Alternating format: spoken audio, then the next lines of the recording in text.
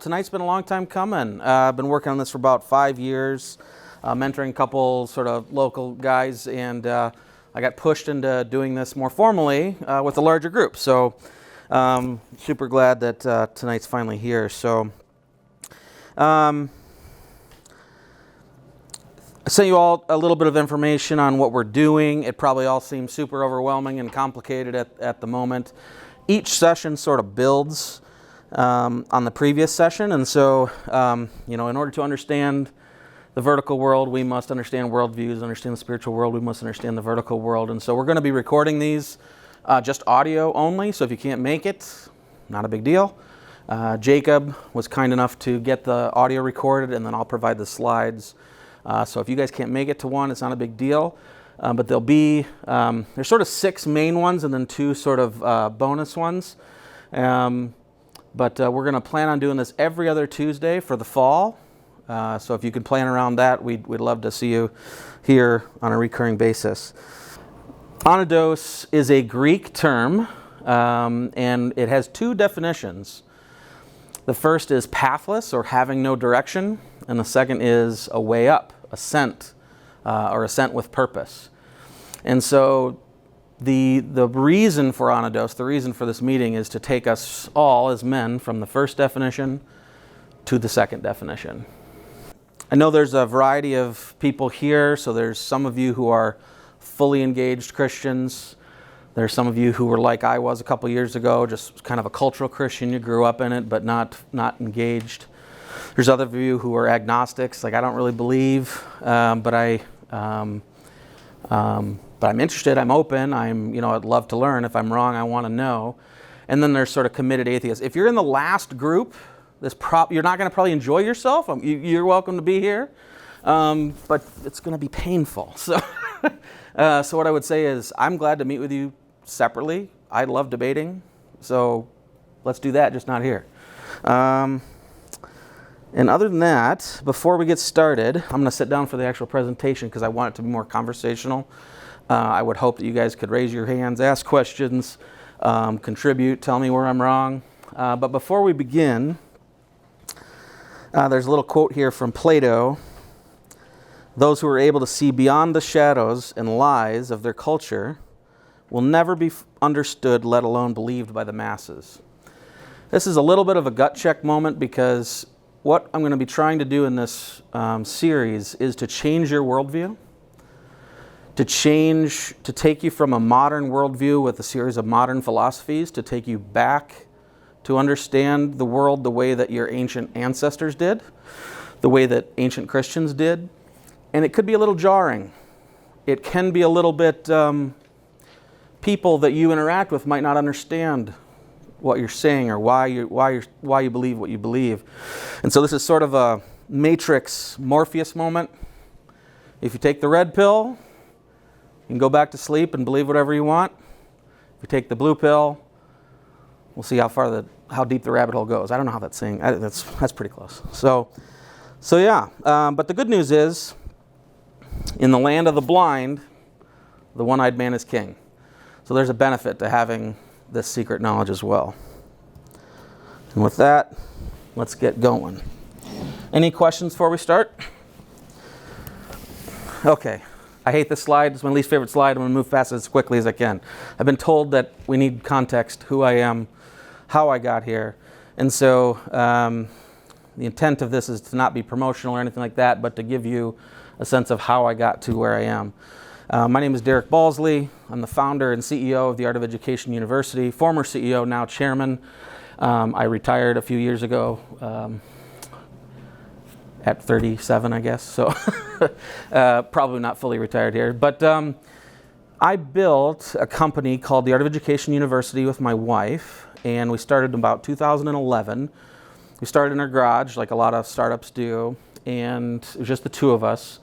And today, AOEU is sort of a global company. We have around 150 employees around the world, and we serve K-12 art teachers in every major country. And so Anodos is sort of has its roots in this experience.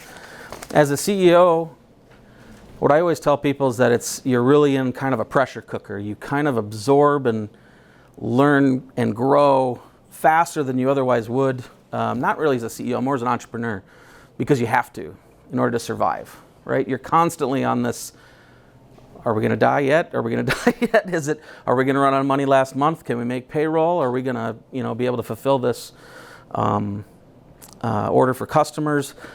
Are we going to lose this key hire that we just had? It's always this sort of intense pressure, and it forces you to grow as an individual, to grow as a business person, which is not the point of this meeting. But and we had a lot of success at AOU, and when I look back at sort of why that was, why were we able to make it through? They say 90% of businesses fail.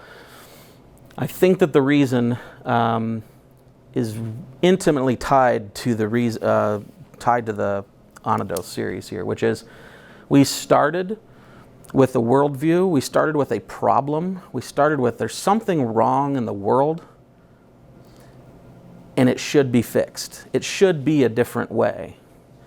And this worldview, this understanding, you have to sort of make a bet against the world. All the other companies have to disagree with you, and all the other people have to disagree with you, and you have to be right. Right? So we had this worldview. We understood that there was something that was not ideal and that it could be better. And based around that, we formed a mission.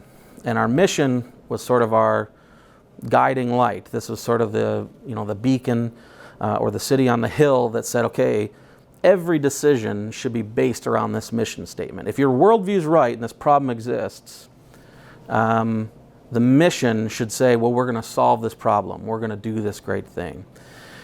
And then down from the mission, we established what we called pillars, which are sort of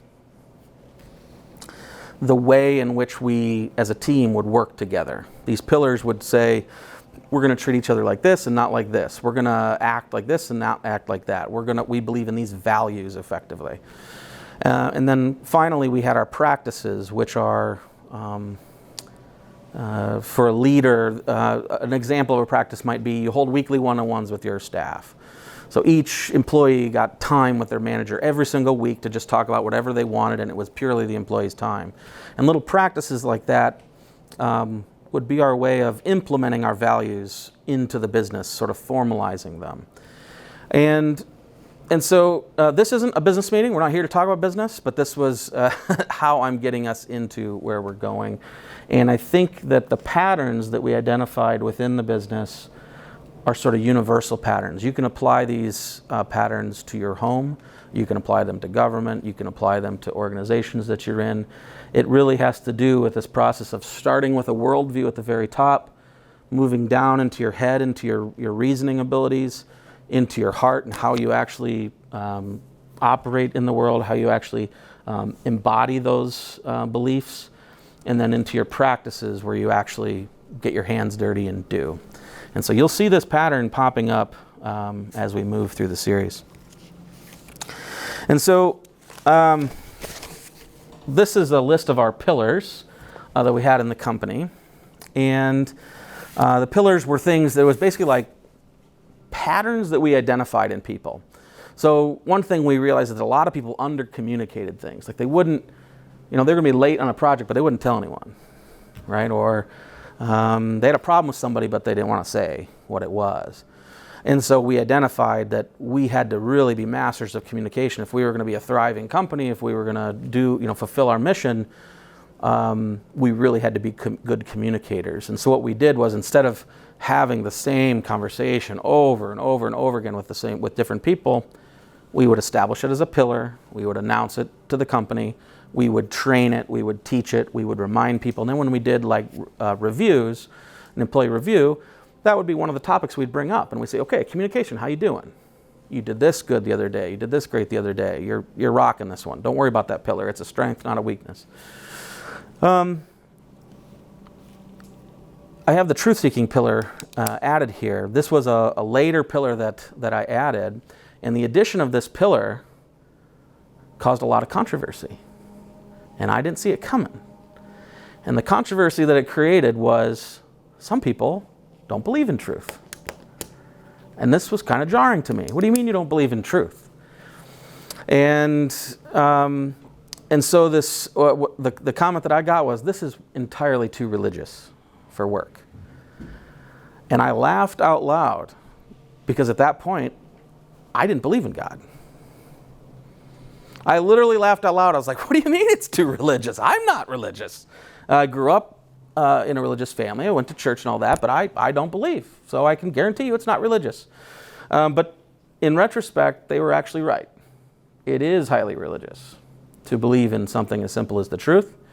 And we're gonna talk about why. And so that sent me on sort of a really long journey. Took probably about 5 years, I guess, from when I instituted this to tonight. And it started with the idea of worldviews. So again, please ask questions as we go along. If you guys want to, I have a tendency to speed things up unnecessarily. So slow me down, ask questions, ask for clarifications, or contribute something if you have something to contribute. Again, I want this to be conversational, and that out of the 20 people here, somebody should be able to help me with that. You're obligated, Elijah. Okay, so a worldview. This is James Sire. This is a book called The Universe Next Door, which in each session I'm going to recommend one piece of media. It won't always be a book. I believe sometimes people are really abusive with, oh, have you read this book? Have you read this book? You can learn in lots of different ways. This is actually something our company did really well, which is that it's not about learning in books. We learn through courses, we learn through conferences, we learn through events, we learn through articles, we learn through videos, we learn through all sorts of things. And so each session I will recommend one piece of learning that you can leave the session and go investigate further. And this is tonight's, which is The Universe Next Door. A worldview is a commitment, a fundamental orientation of the heart that can be expressed as a story or in a set of presuppositions. A presupposition is something you believe without even being convinced. It's at the beginning of your assumptions, right? So like, I believe that I will be alive 2 seconds from now. Okay, well then I can take some time to talk, right? So it's a presupposition that I assume before I operate in the world. So these are assumptions that may be true, partially true, or false. I could die 2 seconds from now. So it could be false, it could be true, but it is a presupposition. It's an assumption that I make prior to moving through the world that we hold either consciously or subconsciously. So you could be aware that you have this presupposition, or you might not be aware of it at all. About the basic constitution of reality, and that provides the foundation in which we live and move and have our being. And so what I think is really interesting at first blush about this is you all have a worldview. Everybody in this room has a worldview. You know a little bit about it, but not everything about it. And this worldview influences every single decision that you make from the moment you wake up to the moment you go to sleep, your long-term decisions, your short-term decisions, and you haven't even thought about it, right? Like it has that big of an impact on us, and we're not even spending any time like, do I have the right worldview? Is there something I could fix about my worldview? And so what I noticed inside the company was that there were certain individuals. So why do we have the truth-seeking pillar? The reason we had the truth-seeking pillar was we saw a pattern in the company, which is that certain people would come to me saying something like this. Derek, I've been working on this project for the last week. I know it can be better than it is. This is the best I can come up with right now. I've been over this and over it. I've been working on it. I think this is really solid, but I want to talk to a couple of people before we finalize it because I know that there's a better version of it. And then you'd get somebody else who'd come to you and they'd say, here's the project. I like it. Okay, so the first person believes that there is a best version of this project, right? They don't know what it is. They will probably never reach perfection, but they're pursuing it. They're chasing it. And the second person says there isn't a right answer, This is my effort, and it's no better or worse than anybody else's effort. And so when we released the truth-seeking pillar, and I identified that not everyone believed in truth, I said, well, regardless of whether you believe in truth, I need you to act as if it exists, right? I need you to operate with each other and with me in a way which assumes that there is a better version than wherever we're at, whatever the status quo is, right? And now you can apply that to everything in your life. There is what I want to do this afternoon, and there is the best possible thing I could do the most meaningful thing I could do this afternoon. And once you start thinking about that, you can start asking different questions. So just from a pragmatic level, just from all we care is about outputs, the benefit of having a certain and specific worldview, a perspective of the world which is clear, gives you clarity and gives you confidence. This is the standard by which I measure everything, right? If you are a really financially minded person, you might say, well, all that matters is top line revenue. Okay, well, that's a worldview. It's wrong, but it's a worldview. Okay, so for them, they have clarity and confidence. And that clarity and confidence is powerful. Now, it's more powerful if it's true, but it is powerful nonetheless. The alternative is to be sort of vague and doubtful with your worldview, and that puts you in the sense of fear because you don't know what's right or wrong or what's going to happen. And it puts you in the sense of aimlessness. You have no direction. You have no aim to pursue. And so just from a pragmatic lens, what you want is employees who, they have a worldview that aligns with the company's worldview, right? They have a mission that aligns with the company's mission. And if they're going through their day every single day, they're asking the same questions.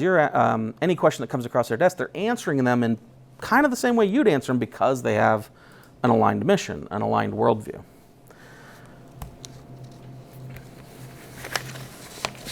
So these worldviews are how we perceive reality. And Elijah, if you could make sure everybody has a pen. There's a bunch of pens out there, if you could hand those out. It's how we perceive reality. It starts with these a priori assumptions or these presuppositions. These are assumptions that we make before we even start thinking about it. They can be conscious or unconscious. And they affect our subjective perception of the objective world. And now these words, you guys, subjective means the way you see something. And the way you see something might not be as it actually is, right? It might actually be positively misleading. Objective is the way it actually is. This is a thing that actually exists in the world, right? So one example I use here is a first kiss.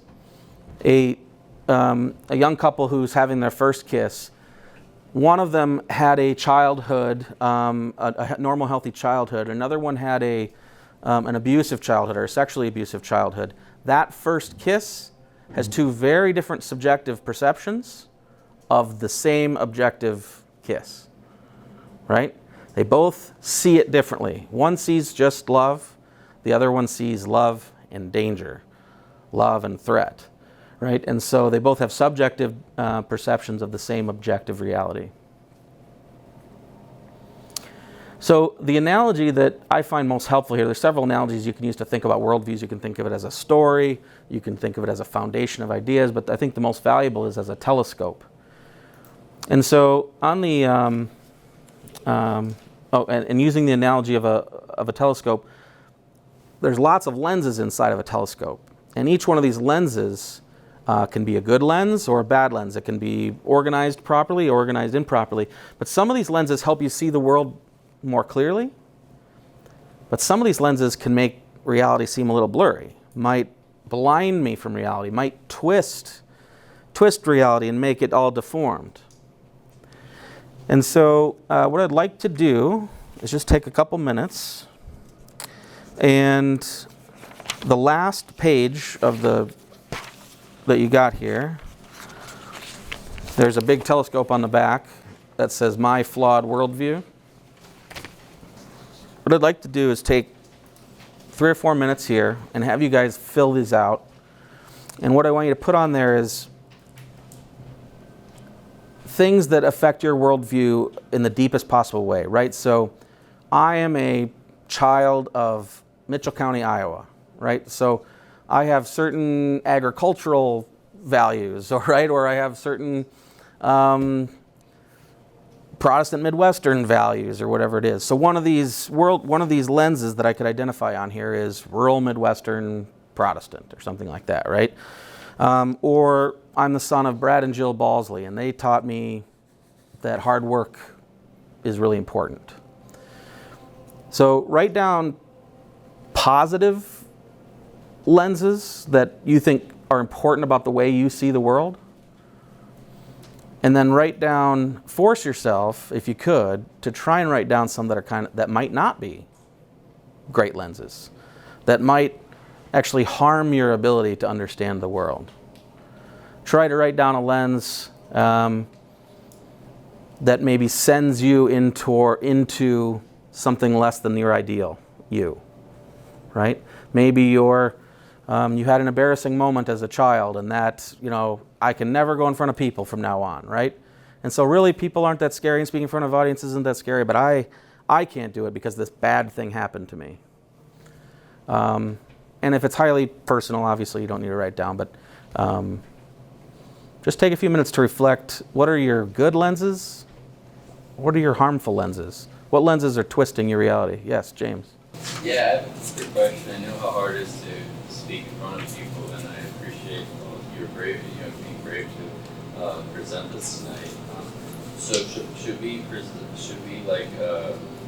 potentially list the positives on the top and the negatives on the bottom, or how did you think? You can kind of format it any way you want. The only thing I would ask you is leave the lens on the far right, the last lens. Leave that one open. I'm going to tell you what that one is. One way you can look at this is as you might overemphasize certain things, or you might underemphasize certain things. I put too much attention towards X. I don't put enough attention towards Y. Feel free to keep filling them in as I talk on. So,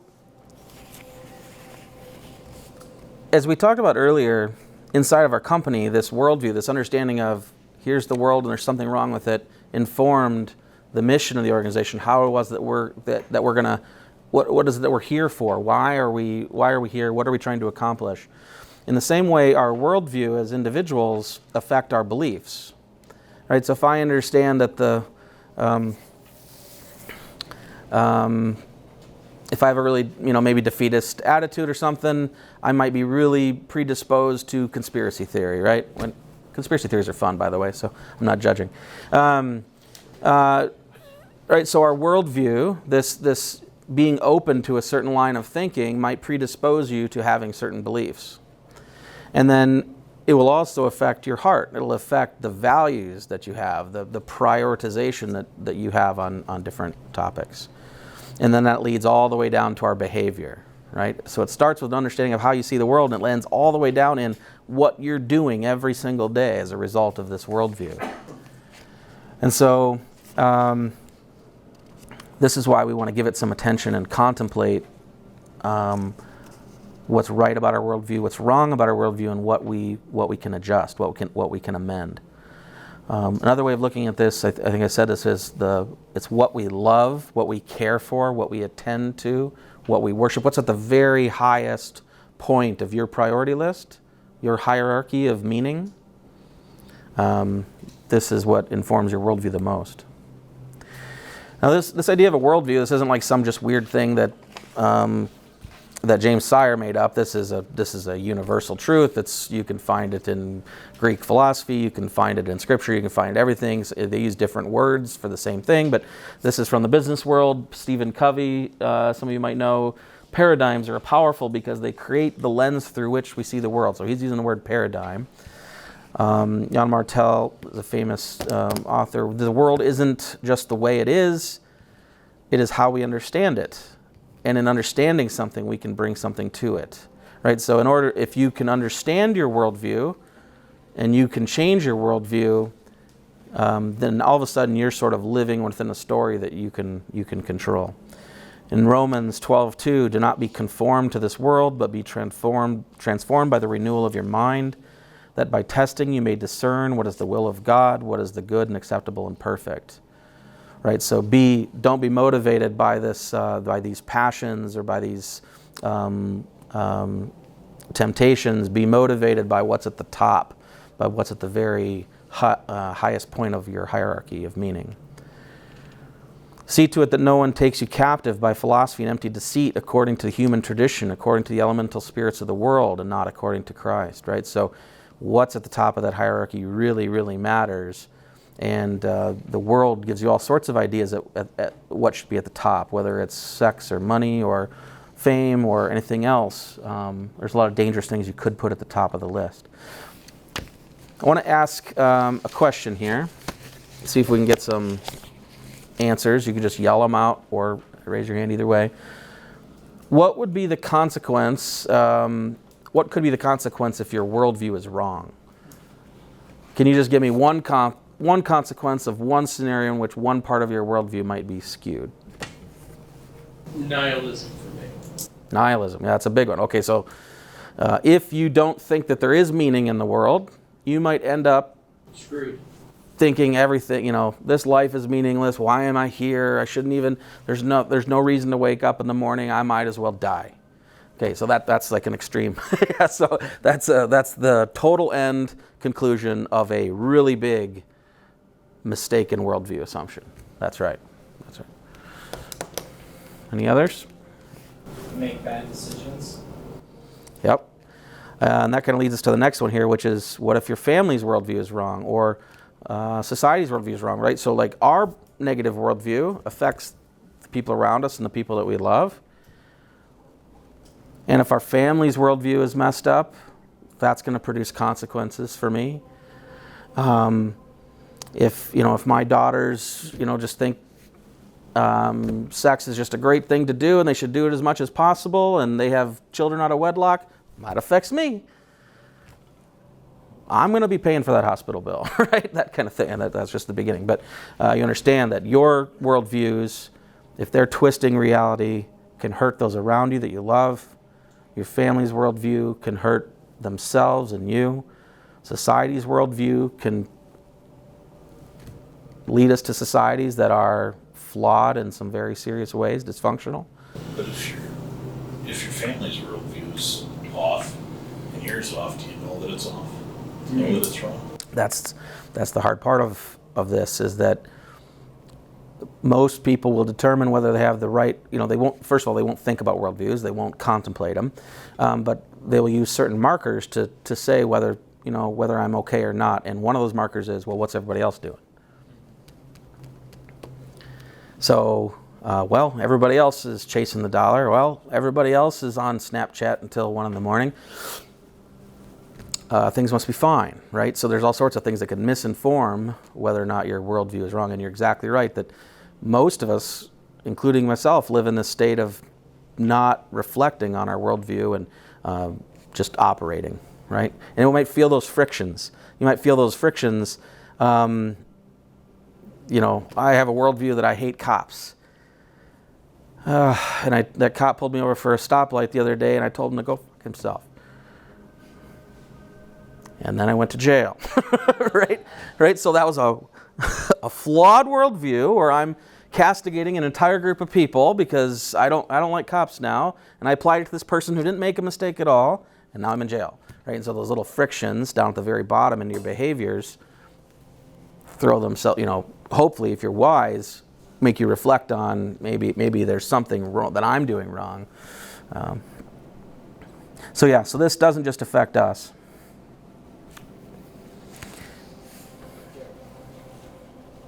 Oh, James, yeah. I got a kind of a weird twist on that. Like,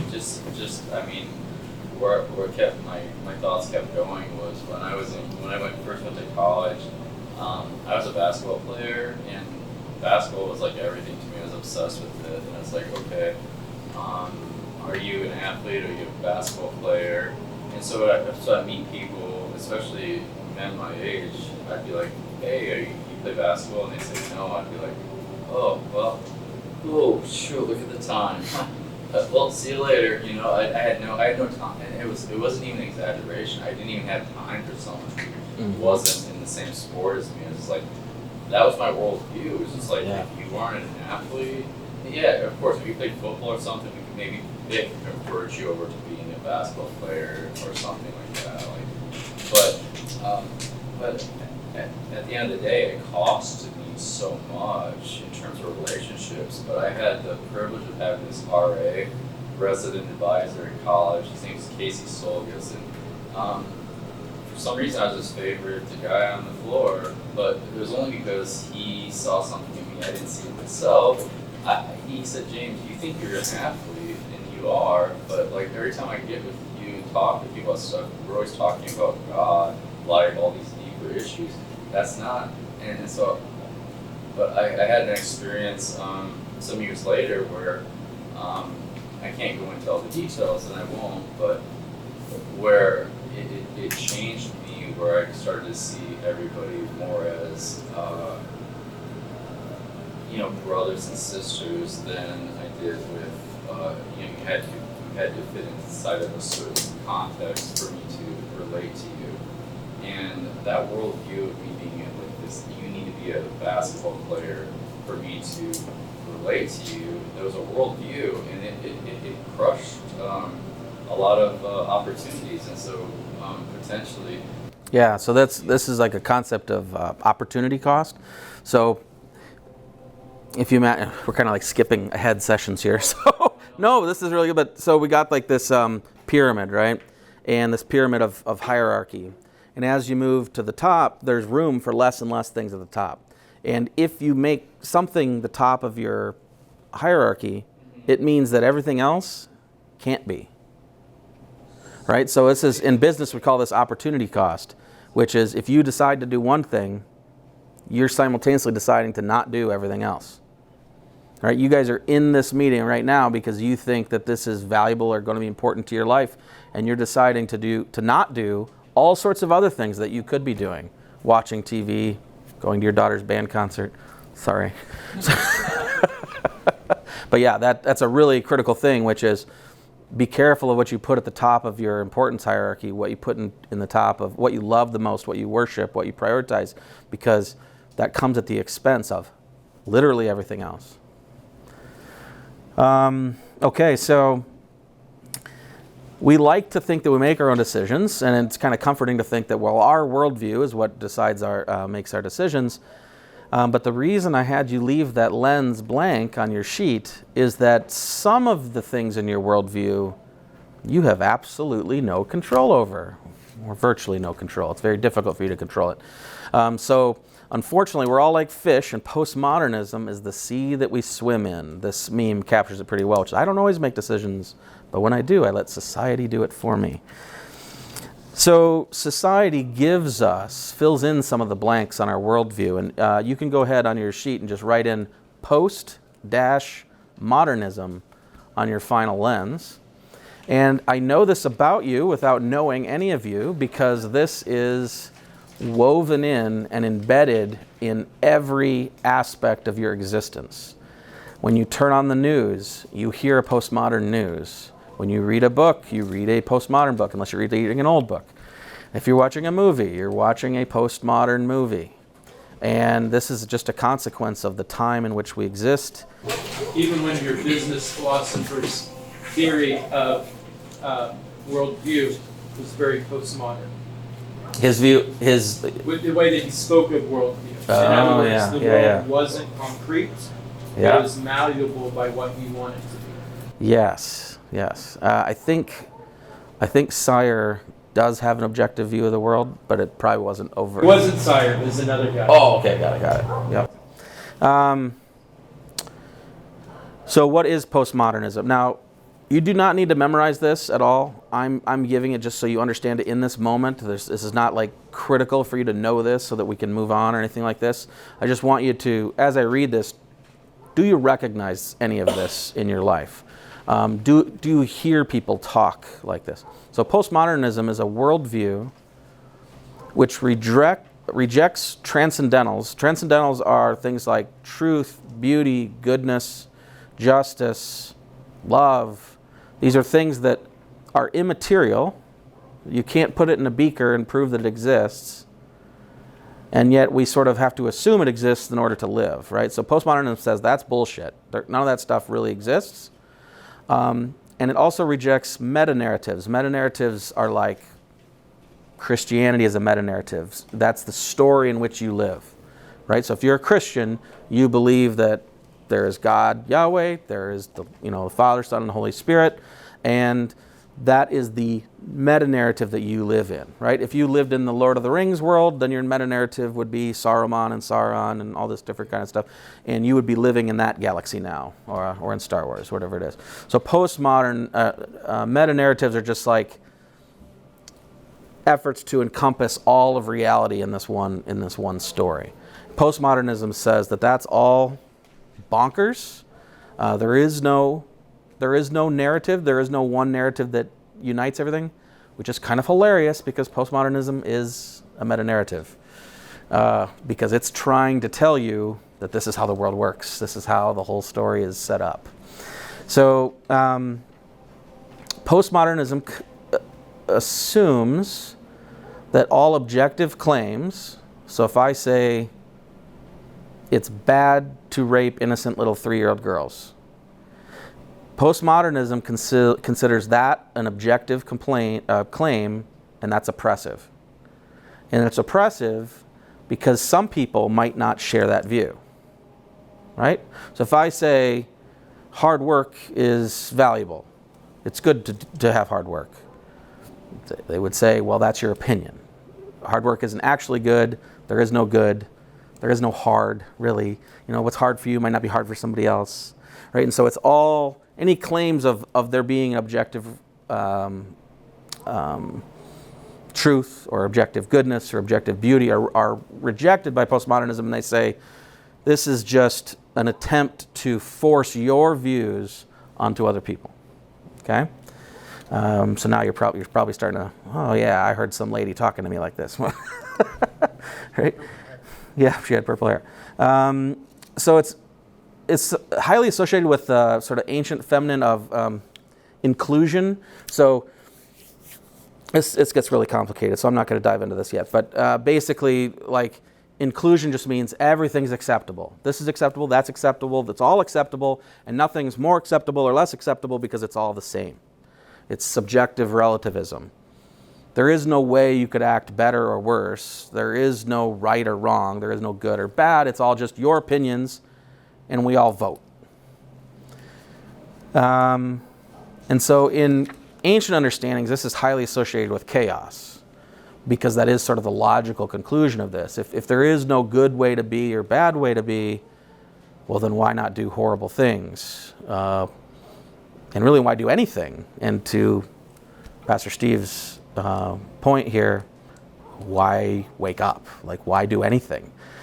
Because the postmodernism is the elimination of anything vertical, of any claims that something is better or worse. Except for itself. Well, it wouldn't say that itself is good. It would just say that it. Postmodernism would have to say that all other meta-narratives. Yeah, by your point. Yeah. This is Postmodernism. This is the best way, best worldview. Yeah, yeah. That's well taken. Point well taken. So this is just an example of somebody talking about it. She's putting it in different language, but says basically the same thing that I said there. I think of it myself as a radical acceptance of vulnerability. The grands récits are great narratives, and a narrative has an end in view. It is a program which tells how social justice is to be achieved. And I think the post-structuralists, if I understand them right, imagine again and again that when a narrative is constructed, something is left out. When an end is defined, other ends are rejected, and one might not know what those ends are. So I think what they are about is asking over and over again, what is it that is left out? Can we know what is left out? we must know the limits of the narratives rather than establish the narratives as solutions for the future, for the arrival of social justice, so that to an extent they're working within an understanding of what they cannot do. So that was a lot of gibberish there, but basically what she's saying is whenever you have a narrative, whenever you have a story like this or an objective claim, you're saying it's good to help other people. The problem with that is that it's not always good to help other people, and which people are you really talking about? And what do you mean by good? Right? So you're leaving out all these odd circumstances, and because of that, you're oppressing people. You're oppressing reality. And so it exists for a reason. I don't want to dismiss postmodernism as like there's no, it didn't just pop up out of nowhere. It popped up out of people that genuinely were oppressive, people that actually were hurting people, right? So everything that exists in the world, there's a reason for it, but it doesn't mean it comes to the right conclusions. And so this is sort of the symptoms. This is just another set of examples. So what is the truth? This is from a postmodernist perspective. The oppressive objective, the old traditional way of looking at it is somebody might say something like, what is the truth? Or I'm searching for the truth. And they would say, well, my truth or your truth? And somebody might have said, what's the right thing to do here? And they would say, well, right in whose opinion? Do whatever you want to do. Or how can I make my work as good as possible? Who decides what's good? Your work is no better than mine. This person deserves justice. Whose justice? Maybe in his mind he did everything right. Men and women are different. Man and woman are social constructs. Anyone can be anything. You can see, I'm guessing that you've seen instances of this in the world. I don't want to dive into politics at all. It's not the purpose of this event. But I think you probably heard something in there, and you'd probably seen it in the world or heard it from somebody in reality. Postmodernism, the problem with postmodernism is that it's a dead end. It's the philosophy that our entire society has accepted. It's in the language in our schools. It's in the language in the news. It's in the language in the papers and the magazines and the podcasts and everything that you consume. And we can't even tell. We can't even see it because we're not, it's sort of like the frog that was slowly boiled, right? If we had been around 100 years ago and we jumped in today, it'd be really obvious, really quick. But one of the symptoms of postmodernism that I think is the most dastardly is that it's killing purpose. So these are some stats here. Share of people 18 to 29 who think their lives are meaningless. This is in 2017. It's gotten much worse since then. The U.S. would be toward the top of this list because all the English-speaking Western countries are. You're looking at 80+% of people 18 to 29 who think their lives are meaningless or without purpose.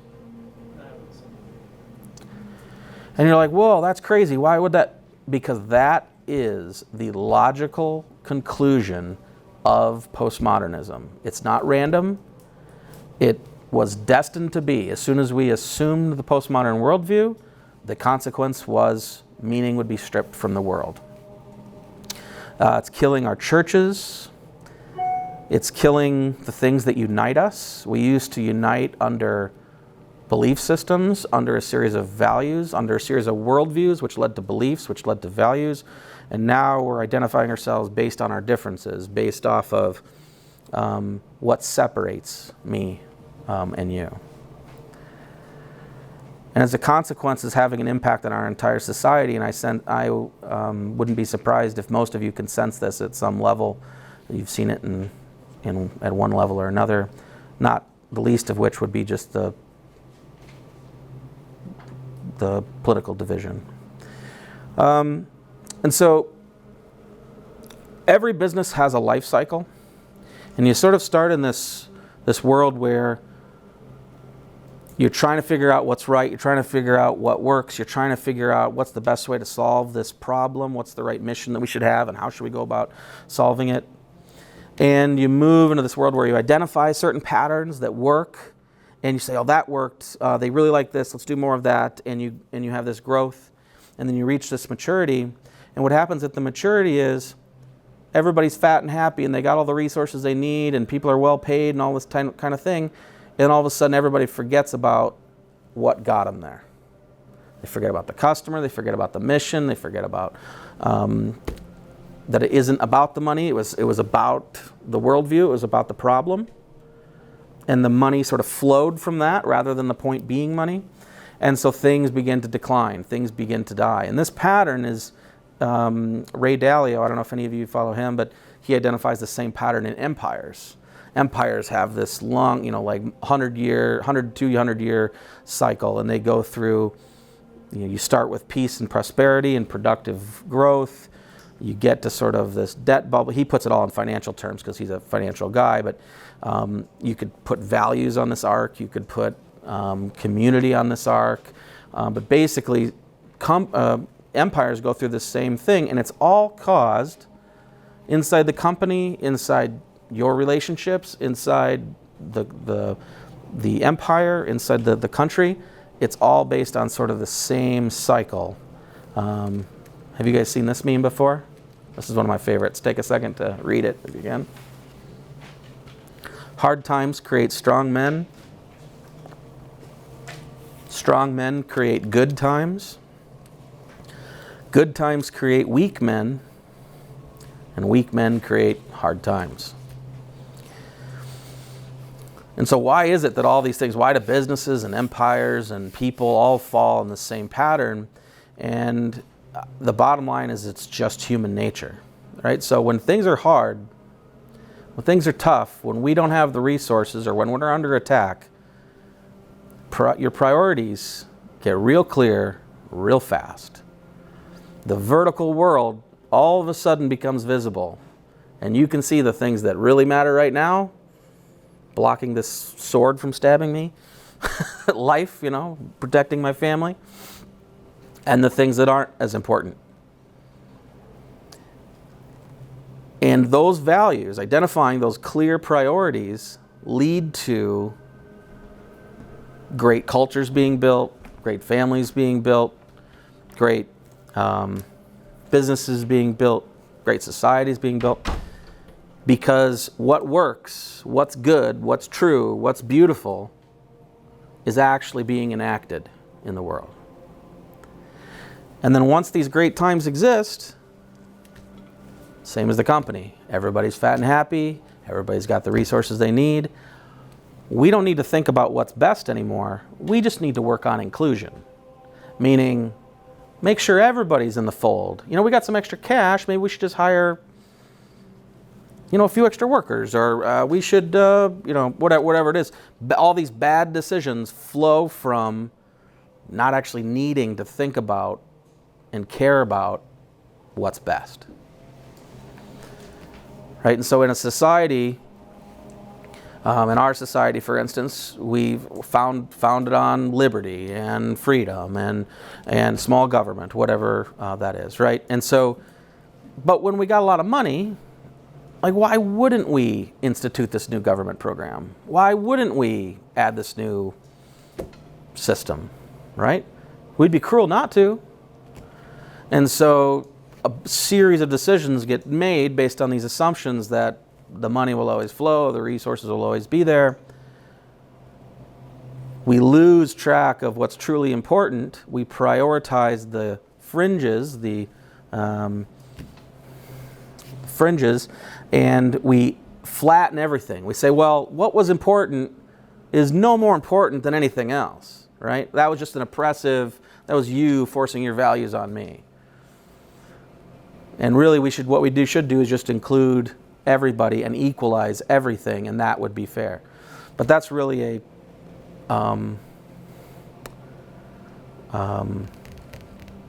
what's the word that gets thrown around all the time now? Privilege. That's a privilege that you can even contemplate thinking like that because you have so many resources and so many things at your disposal. Terry, would you say that objective reality is something that you have to rely on in hard times? You have to be precise, and that post-modernism, even modernism, is a direct outworking of good times? Great point. Absolutely. That's exactly right. So what he said was, when you're in the hard times, objective reality becomes very clear. Right? That guy's coming at me with a knife. He's going to hurt my family. What it takes to put food on the table. This is what grows crops. Hard work. Right? So hard work at that point is not debatable. It's not something that we need to argue about. But then when the coffers are full, all of a sudden subjective reality gets to be just as important as objective reality, right? Now all of a sudden we can have debates about whether this thing that we all used to agree was really important is now really important at all, right? Then you turn the strong men into the enemies. They become the bad guys. Oh, yeah. Well, yeah, they're oppressors. Yeah. Those are the people who are trying to judge the rest of us and be mean. Yep. And so what people don't realize is that to accept postmodernism, and again, this is what's being taught at the schools, not directly. They're not saying, okay, we're going to make you postmodernists now. But the language that they use, the lessons that are being taught, all falls within this paradigm, this worldview, is really throwing the baby out with the bathwater on all the things that are most important in this world. If you are a postmodernist, you cannot believe in any of the things on this screen, by definition, unless you're a hypocrite. Because all of these have to do with claims of a vertical reality, claims that there are certain things that are better than others. So if human rights, for instance, to have a human right assumes that there's something transcendent about humans, that there's something that it's better for a human to be alive than to be dead, that it's better for a human not to be murdered than to be murdered.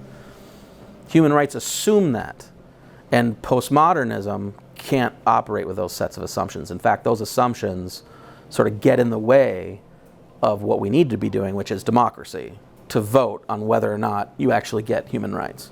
So human rights don't come from God, they come from our vote. Yeah, and there's no shortage of hypocrites out there, let's be honest. Oh yeah, well I'm one. We all are Right, someone. right, Yeah. You have people who believe in LGBTQ rights and want to believe that Palestine will save, well, they want to save Palestine at the same time.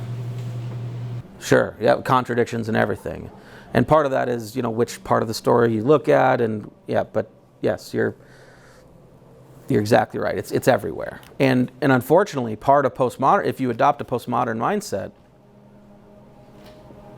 hypocrisy is not even really a thing, because it's just power. So what postmodernism says is there is no good, no bad, no right, no wrong, no true, no false. What there is power.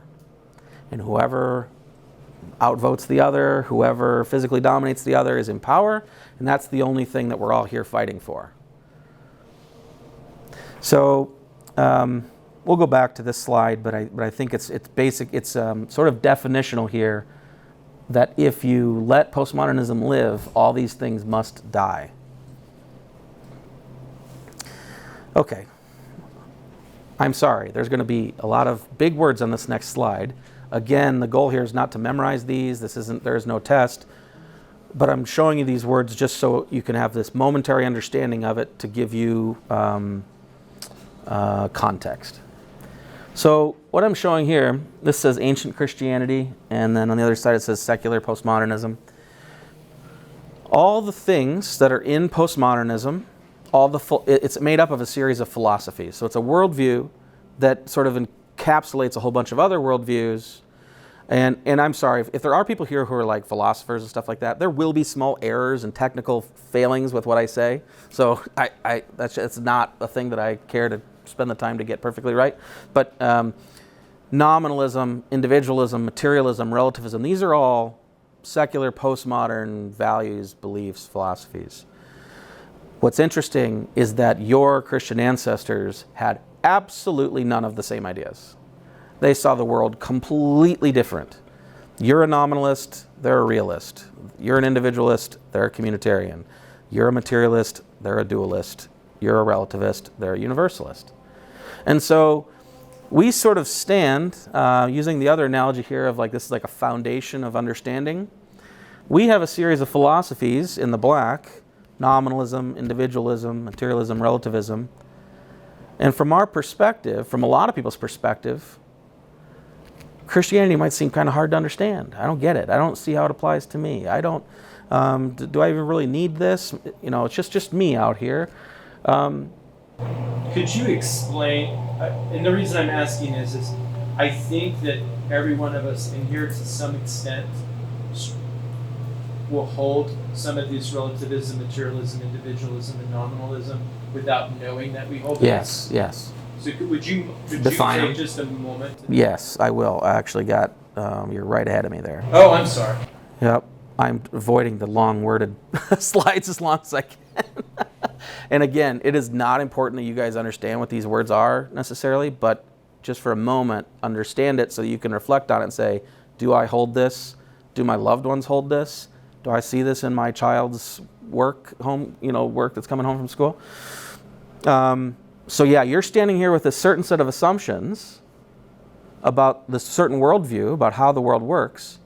And an ancient Christian, somebody that lived 1,500 years ago, didn't believe any of those things. And so, of course, right, how could you understand Christianity? How could you fully embrace the faith? You're at the ground level, you're off base. You're headed in the wrong direction. And so, what are these philosophies? I want to dive into each of the components that make up postmodernism in this case. And again, all I want you to do is sort of, do I recognize this in the world? Do I recognize it about myself? So relativism is the belief that truth and morality depend on individual perspectives or cultural context. According to relativism, what is true or right for one person might not be true or right for another. A relativist might say, you have your truth and I have mine. Relativism denies that there's an absolute or universal truth that applies to everyone, and instead saying that everything is relative to personal feelings or situations. A universalist is somebody who has the belief that there are core truths, that there are moral principles that apply to everyone, everywhere, at all times, and certain people just either understand them better or worse, right? Different societies are closer or further away from knowing what the actual universal values are. Universalism holds that there is a universal standard of truth and goodness, which comes from God and is written into creation. In ancient Christian context, this means that God's truth, His commandments, and love for all people, His teachings are the same for all of humanity, no matter where you live. Right? You don't get a set of commandments if you live in Norway, and a certain set of commandments if you live in Mexico. It's all the same thing because we're all humanity. Can I just say one thing? Yes, please. Without universalism, there is no science. Science is based off the idea of universalism. Sorry, Steve, we didn't hear you. Sorry. So without universalism, there is no science. The very basis of science is based off the universalism, that there's universal truths that can be found, and that therefore there has to be a universal truth giver that has given us a world that we can comprehend and understand. That's completely universalism. If science would have come about during relativism in our postmodern time, like science can't exist, and this is why nobody trusts science anymore, because it's always at odds with each other. What Pastor Steve is saying here sounds super weird. He's 100% right. And there, in science, in sort of the philosophy of science, what they use, what is called brute facts. You have to, like, if you have a postmodern philosophy, truth doesn't really exist, goodness doesn't really exist, but to do science, I must assume brute fact that truth exists, and I must assume brute fact that this experiment is better to do than that experiment, because better doesn't really exist. There is no vertical reality, right? And so it's exactly right that much of our modern world, that modern society has convinced you are antithetical, like science and religion, are not antithetical at all. And in fact, it takes a certain amount of religious belief, understanding of vertical hierarchies, to even do things like science. And so that we're going to get to that actually in the next session a little more deeply. And I'm sorry, this is really heavy here, guys. This is not, the point here is not to get into philosophy, but this, covering this briefly now will serve as a foundation of knowledge so that in the future sessions we can go do much more exciting things. So material is a little bit of sort of an investment here. Materialism is the belief that only physical matter exists. So in this view, everything, including thoughts, emotions, and even the soul, can be explained purely in terms of physical processes, like brain chemistry or bodily functions. Materialists deny the existence of a spiritual dimension or a soul beyond what we can touch, observe with our senses. Right? So can I use sense data, hearing, smelling, touching, tasting? Can I put it in a beaker, run a test on it? And if I can, then I know it's real. But again, out of all the things that are important in your life, how many of them can you sense with sense data? How many of those can you smell? How many of those can you taste? How many of those can you feel? Right? So Post-Modernism says those things aren't real. They're just neurons firing in your head.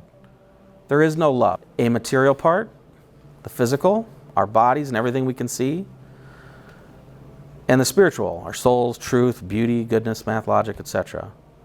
Dualists believe that both the material and spiritual world exist, and they cooperate. Ancient Christianity understands human beings as both body and soul, both material and spiritual, and understands that the physical and spiritual realms are intertwined and synergistic. They work with each other. So something like love or beauty is something that exists in the spiritual realm outside of place and time, outside of a physical reality, and I participate in that love. It's not just an idea, chemicals in my head, but it actually exists and I'm involved in it. I'm participating in it.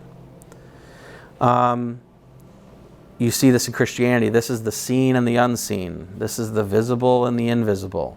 In the beginning, God created the heavens and the earth. It's not heavens like sky, outer space. It's heavens like the unseen world, the invisible world.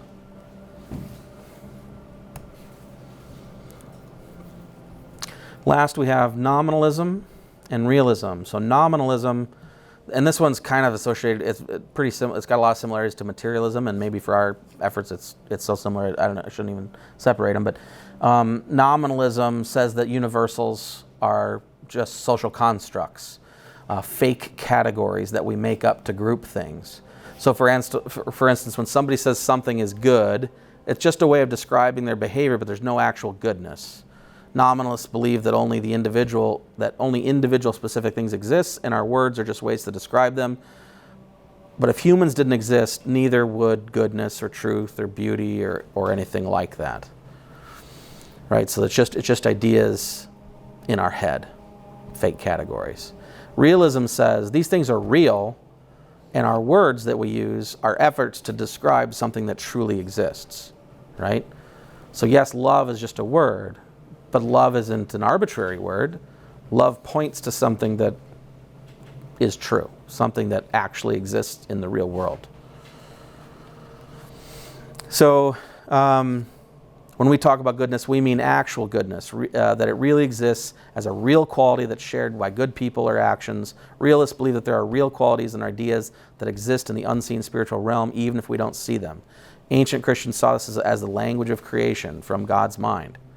Okay, so how would these two groups see a situation differently? If you're a nominalist,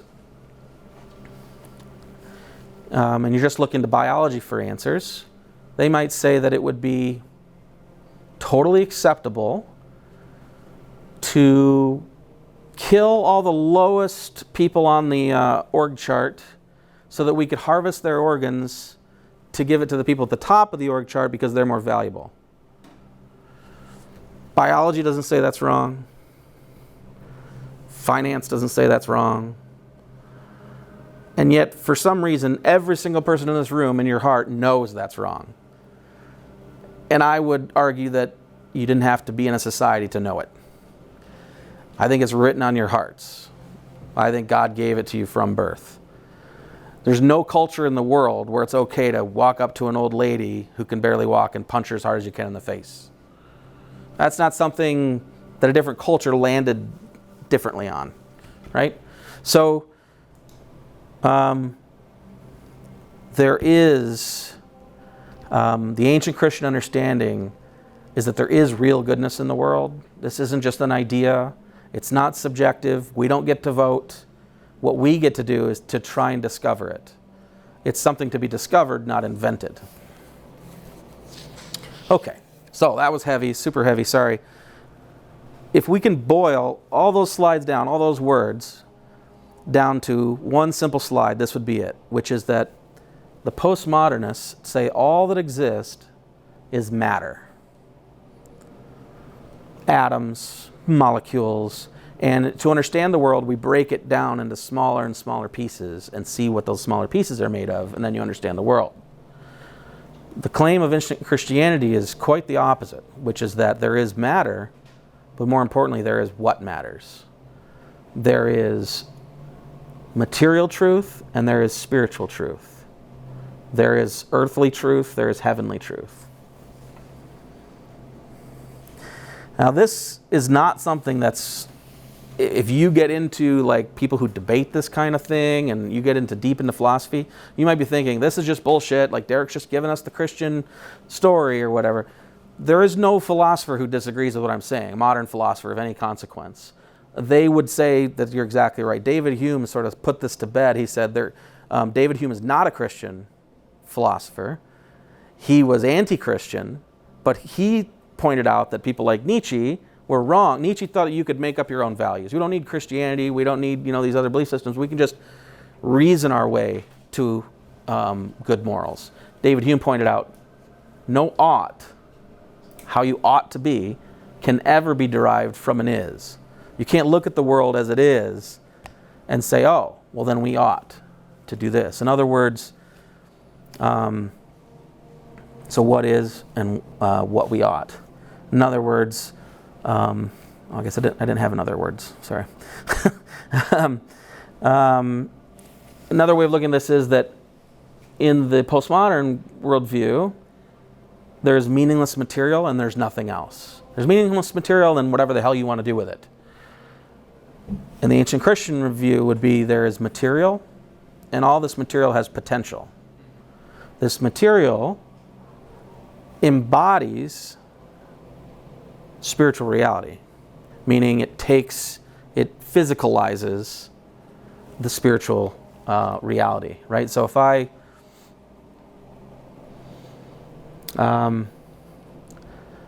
can use a piece of food to throw it against the wall and see how cool it looks like when it explodes, or I can give a piece of food to a starving kid. In postmodernism's perspective, there is no difference between these two things. Maybe some people might latch onto something like they would say like human flourishing or something like that, but there's no justification for that. They can't justify why human flourishing would be good. And so Christianity's perspective would be, well, there is the material and there is its ideal form and its ideal use. This piece of wheat, what could it be? Well, it could be this amazing piece of bread that we're all going to share later. And its ideal form is this piece of bread, and its ideal use is being shared by a bunch of Christian brothers around a table as they talk about their lives. Okay? There is an ideal form and an ideal use of every piece of material potential. Likewise, that includes all of you. So there's not just you and whatever the hell I want to do and whatever I can get away with and whatever I can vote into reality. There is you in potential, and then there is you in the ideal. And there's you today, and there's you tomorrow. And the claim of Christianity is that you're supposed to sacrifice you today for the you of tomorrow, so that you can be closer to your ideal, you.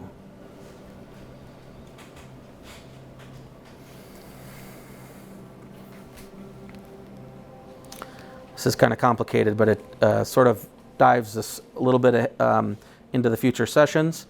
but it's a really beautiful quote. The basic structure of the cosmos is hierarchical. When we lose sight of the highest, meaning collapses and everything becomes chaos. So hierarchical just means vertical.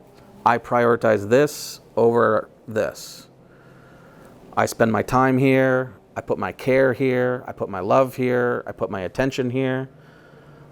And I don't put it here.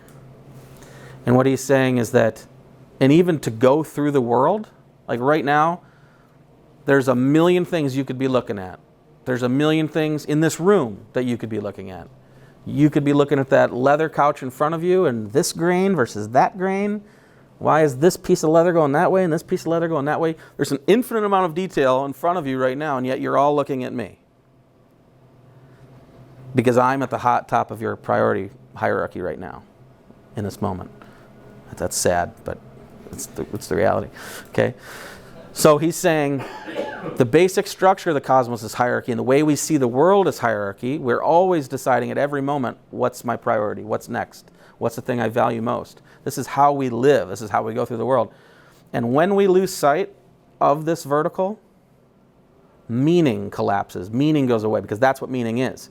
Meaning is how this thing relates to this thing, relates to this thing, and how they're all intertwined.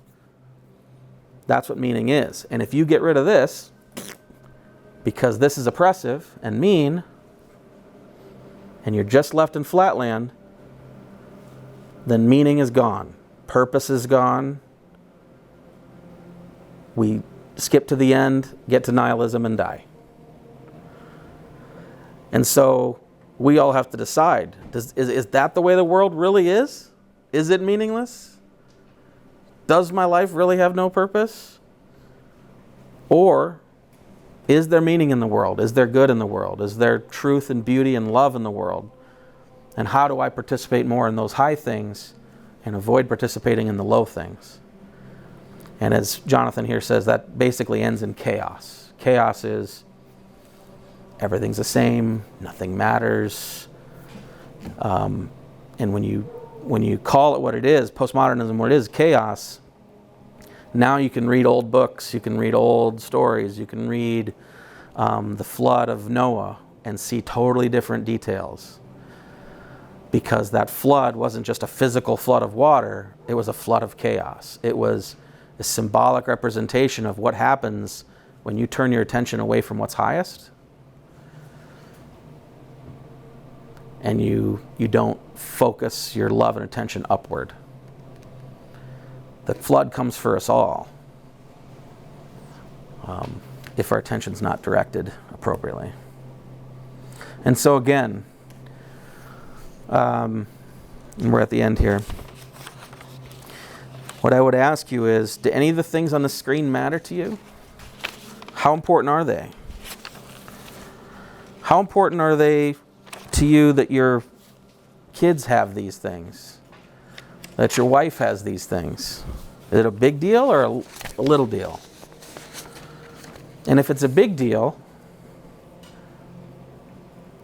then you got reason to come to the next session. Because what we're going to be doing next is to say, we know something's wrong in our lives. We know something's wrong with our society. We know something is wrong with the world around us. We know that people are just going from thing to thing with no real purpose and meaning, no hierarchy. And we know that that leads to nowhere good. And so we have to make a decision to say, I'm going to reclaim this vertical world. I'm going to reclaim what my ancestors knew, what this world has tried to steal from me. And I'm going to choose to do the hard work to live a different way, to be a different person. Okay. That brings us to the end. Just a quick recap. What is it that we should take away from this? The first is that we all live in a story. Everyone has a worldview. Our worldview contains many lenses, some good, some bad, some clarifying, some not so clarifying. They act like veils. They blind you from reality. They twist reality into make things that are good look bad, things that are bad look good. Modernity has given us, the modern world has given us a particularly toxic lens of postmodernism that we all have and we've all accepted to one level or another. And that postmodernism logically ends in chaotic, relativistic nihilism. And so we have an opportunity to reclaim the worldview of our ancestors, to help us see the world more clearly as it actually is, and to return to hierarchy and meaning, to reclaim beauty, love, truth, purpose. A couple last thoughts here. So, for some of you, this might be like coming really easy. Like, this is great. You know, you're just putting words to the things that I was already thinking. But for others of you, this might be kind of painful, right? Like, I got a lot hinging on the fact that it's just my opinion versus somebody else's opinion. And I just want to recognize that, like, you might be feeling a little shaky on that right now. I thought this meme summed it up pretty good, right? This might be painful, but without suffering, there is no salvation. Without pains, there is no birth, rebirth. And this is just part of the process. And so if you want to talk more, if something that I said tonight bothers you, if it doesn't feel right, and you want to dive deeper, I'll make myself available. You all got texts from me, you all got emails from me, so you know how to get a hold of me now. So reach out. I'm glad to talk to you one-on-one. And with that, we have concluded the first session on worldview lenses. And if you haven't recognized this yet, each of the letters in the logo sort of represent one of the sessions that we're going to do. And again, the book and next session is rediscovering the vertical world. What is the vertical world? What's it like to live in this vertical world? What's it like? How does it change the questions we ask and how we spend our time and what we prioritize? That's it.